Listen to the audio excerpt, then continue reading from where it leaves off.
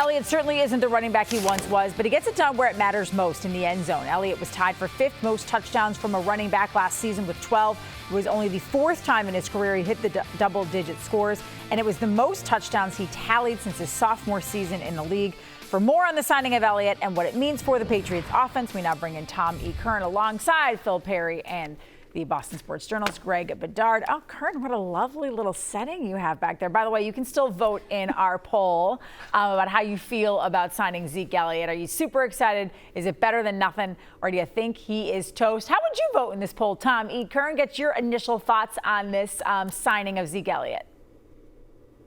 Probably closer to super excited than anything else, because it's distressing to see an offense on the threshold of the regular season be so bereft at the position, and intending, after a really grueling year for an underpaid player, to virtually do the same thing to him again. So I'm excited because I think Zeke Elliott has a hell of a lot more left in the tank than people are giving him credit for. People are very intent on saying what he can't do. We're clear on that. But what can he do? I think he can do a lot for them. And I think that Greg and Phil did a good job alluding to it. So I'm a lot closer to super excited than I am, better than nothing. Guys, all four of us are seeing the positives to this signing. But, Phil, is there any downside? Honestly, maybe. And I know Greg has some information in terms of the contract structure and maybe how others in the locker room look at that. For the most part, I think players understand business in today's NFL. And I know Bill Belichick cares about how players view other players' contracts. I think players, for the most part, understand, hey, we needed a running back. This is what it costs to bring the running back in. I don't know how upset people are going to be by this, but in terms of the actual on-the-field play and the depth chart and the need at running back, I mean, you were a Ramondre Stevenson injury away from calling Steven Jackson again, going back to 2015 and trying to make that thing work. I mean, that's where you would have been. It was a bad situation then. You don't want to be in that situation again now. To me, this was a critical signing. They needed depth there. I agree with Phil, for the most part about, guys, especially, if we were talking about DeAndre Hopkins, I think people would have understood because they need a receiver. I can't go that far on a depth running back at a position where we've been told for weeks that guys are underpaid. Now suddenly they're giving a guy $4 million to come in at a base, okay? If I'm Lawrence Guy, who he makes $2.9 million base, we've already heard average per year, I'm mad. If I'm David Andrews, I make $4.75 million per year as playing every single down as a really good center in this league. I'm a little bit dismayed. Shouldn't a running back come in at about $2 million, considering what they're getting paid other places? I mean, again, I don't mean to harp on this, but the drafting, you should be able to get a guy in here on a rookie contract to do this. Kevin Harris can't do it. Pierre Strong can't do it. And now they have to overpay at a position that's really a cast-off every place else. Yeah, Curran, and if the reports are right, Christopher Price is saying that the Patriots outbid other teams. And they would not do that for DeAndre Hopkins. They would not do that for an offensive lineman. So how do you think that does settle in the locker room, especially knowing that you were kind of forced into that position? Well, I just don't think that it's a seismic enough amount for the particular player to cause high levels of agitation where they're displeased. Additionally, I think Ezekiel Elliott's league-wide reputation and the fact that a guy like Ramondre Stevenson has probably watched him since he was at Ohio State, he's not going to be rankled by it. And even if David Andrews and Lawrence Guy are miffed, and Greg's point is well taken, they're going to look at it and say, well, that sucks. I could have used my money too. We do need him. It's not like we can go in with a straight face with Kevin Harris, Pierre Strong, and Ramondre and have a good year. So such is life. To me, I think there are levels of agitation that I think players will have with overpaid players. Nelson Aguilar should have gone sideways up a whole lot of chimneys the last couple of years. I don't know if he did. Or Jonnu. I also would just add to this, I think Ezekiel Elliott's reputation as a player, I think, could help him in this instance. Mm-hmm. He's thought of as tough. And I know there are a lot of people with the off-the-field stuff, and he's definitely done some questionable things in his past. There's no question. But he's a tough runner, and he's thought of as a tough football player. So I'm not sure, maybe to the other end of the spectrum of the Nelson Aguilar type of signing. Nobody's going to look at him and say, what's this diva walking in here for, making more money than me? I don't see them viewing it that way. Well, and at the end of the day, they needed somebody, and it was of their own making, but they needed someone. So the Patriots did solve one depth issue, but they're pretty thin at a lot of other offensive positions. Bailey Zappi still unproven. Who knows who's going to play right tackle and taking the swing tackle spot? Patriots are thin at the tight end group, and they might have gotten thinner today. Mike Gesicki left practice. He was in noticeable pain. We're going to get an update on him at first. But, Greg, I know this depth thing really rankles you, and it rankles Curran, because it's a position, let's be honest, they don't have to be in, yet they are. Greg has a fun little chart. I have a little chart. Yeah, a little chart, a little art project. I want to give a little Tommy point to Bill for filling out a piece of depth on offense. Now we're up to this. Look at all the depth on defense. Look at all this. They have guys all over the place. Finally checked off the running back list. So we only have quarterback, offensive tackle, guard, center, tight end, and wide receiver to go on offense before they have any depth on that side of the ball. So Tommy point for Billy, putting Zeke in there. Yeah, they finally have a little depth, Curran. What bugs you most about the lack of depth on the offensive side of the ball? The lack of urgency. I mean, there's a sense to me, look, equate it to this. You live in the Northeast. You know there's going to be a snowstorm at some point during the winter.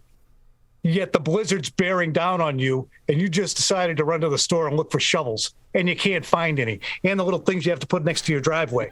You don't have them. Why? You knew it was coming. You know when the opener is. And now, and I said it last week before the opener. Look, Mike Gesicki's a hybrid wide receiver tight end. Maybe Ferkser's fine. I don't know if Matt Sokol is, but you don't walk around with a straight face intending to run one running back, two tight end offenses with no tight end depth. They had a tremendous draft in April that they held. I watched it, the annual selection meeting. They didn't take a tight end, and there were a ton of tight ends out there. So it's the lack of urgency that I see that, and I listened to Felgert, he made a good point. You even see it during training camp. This lack of urgency even heading into the season that is just an anomaly to what we're used to. Yeah, it does make you question why there is a lack of urgency. And that lack of depth, Phil, could come back to haunt them in a number of positions. But Mike Gesicki getting hurt today could really hurt what they want to do, no pun intended. What happened today at practice? What did it look like? First of all, I just want to give Greg a quick shout out for bringing #analytics to the program tonight. Tremendous chart by him there. This was a one-on-one tackling drill. It was Jelani Tavai on Mike Gesicki. Mike Gesicki went down. He stayed down. He looked like he was in a lot of pain. He was on one knee. He was favoring his right side. It looked like an upper body injury, so hard to tell. Shoulder, arm, collarbone. But head trainer Jim Whalen went right over to him. They together walked right off the field, and he didn't return. So I don't know how long he's going to be out just yet, Trenni, but this did look like, based on what we've seen in training camp, an offense that was going to be built in some ways around that 12 personnel package, especially in the red zone where they were worst in the league last year. This is a big target with a lot of athleticism who in the last couple of weeks has made some really impressive plays. He had 2 one-handed catches that were some of the best catches in camp in the span of 3 days about a week ago. So he was starting to come on, and now it looks like everything is put on pause when it comes to Gesicki. Greg, if he is hurt and has to miss any significant, really any time at all, because the start of their schedule is so difficult, what does that do to the offense? Well, they probably tilt towards more wide receivers, a lot more 11 personnel. Phil's exactly right. They were building a 12 personnel team, especially in the red zone. This is very concerning. I think it's more concerning with Gesicki as opposed to, say, Hunter Henry, because Hunter Henry's more of catch the ball in the frame, whatever. If I have to wear a harness on my shoulder, it's not a big deal.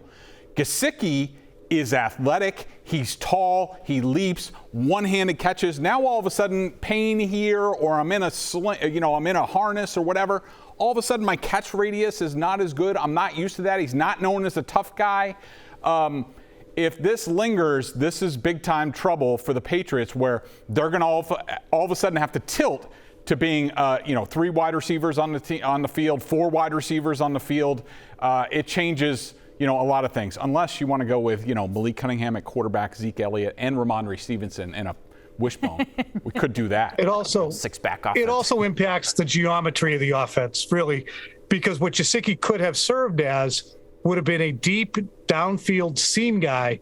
Hunter Henry is not really fast enough to do what Gesicki can do, nor is he as tall. I think Gesicki's 6'6", and he leaps, as Greg alluded to. So there was a dimension there that was going to be added. Henry is a closer to the line of scrimmage weapon. If Demario Douglas can fulfill what we do think he's going to be, he can be a low crosser kind of guy at the linebacker level. But the Patriots in 2022, for what it's worth, were not able to, and I hate using the season even as a comp, we're not able to spread teams out sideline to sideline.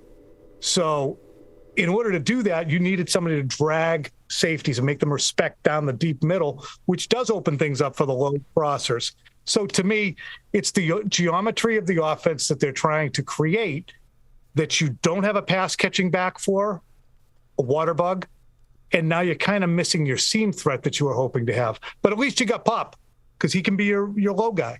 Give me your water bug. Speaking of depth issues, guys, I mean, none of this works if you don't have line protection, and the O-line is particularly thin, Phil. But let's just say, for argument's sake, by opening day, they're all healthy. They're all out there. Can they be a good offensive line if everybody stays healthy and they have their projected starters on their line? I think so. I think they can be good. Can they be great? They have a big enough question at right tackle, in my opinion, that it would be hard for me to go there. But if you've got 4 of your 5 spots filled out between Trent Brown, Michael Wenu, Cole Strange, and David Andrews, that's a pretty good 4 to start with, right, Greg? And then if you're maybe filling out that last spot with whether it's Reef or McDermott or City So or somebody that can just get by, you should be able to make that work. I agree. If healthy and everybody's on the program, I think they're the best offensive line in the AFC. You know, if everybody's available, I do. Whole conference? Oh, sorry, AFC East. Okay. Sorry. Don't mean to get ahead of yourself. Yeah, got it. Curran, you had bitter beer face. Yeah, no, I thought he meant to hit the top out of the 16. I was going to say, is that Greg Bedard saying that? All right, best in the AFC East.